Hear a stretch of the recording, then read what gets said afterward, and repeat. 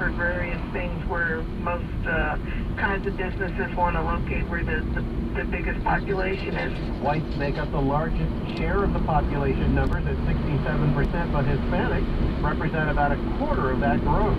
It's the population that's grown the fastest and the most. In Santa Rosa, Jeffrey Shao, KC. A couple of minor earthquakes hit Northern California this morning. The first measuring 3.5 and hitting just a little after midnight, a mile north-northwest of San Ramon.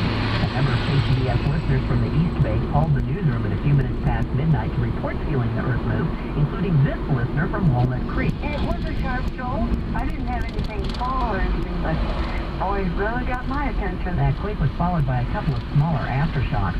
Then, at 5:55 this morning, a earthquake measuring 3.0 struck in the area around Pinnacles National Monument in Monterey County. No reports of damage or injuries at either of these quakes. A defense attorney for one of the teenagers accused in a wrongful death lawsuit filed by the parents of a Saratoga teen asking the judge to consider moving the trial out of Santa Clara County. The lawyer says he filed a motion mentioning either a change of venue or a gag rule to prevent all attorneys involved in the case from talking to the media. His client and another teen accused of driving Audrey Potts to suicide after sexually assaulting her 3 years ago. The lawyer says there's been so much news coverage of the case that the local jury pool may be prejudiced. KCBS News Time 9:24, and we're checking Money News now with Jason Brooks. Susan, mortgage rates remain at a steady low. Freddie Mac reports that 6 to 30-year mortgages rose 1 basis point to 3.69%, and 15-year loans also rose 1 point to 2.98%. A year ago, 30-year mortgages averaged 4.41%, while 15 years were at 3.47%.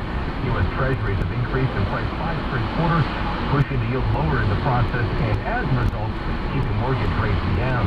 The 10-year note is down 13/32, and that's lifting the yield to 1.9%. The U.S. trade deficit took a dive in February as both imports and exports sank.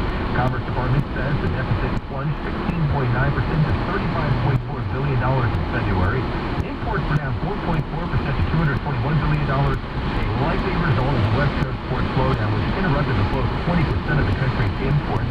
Exports fell 1.6% to $186 billion as the dollar moved higher.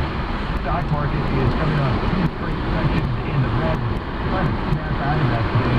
Gains are pretty modest at this point. The Dow's up 22 points at 17,720. NASDAQ up 1 at 48.81.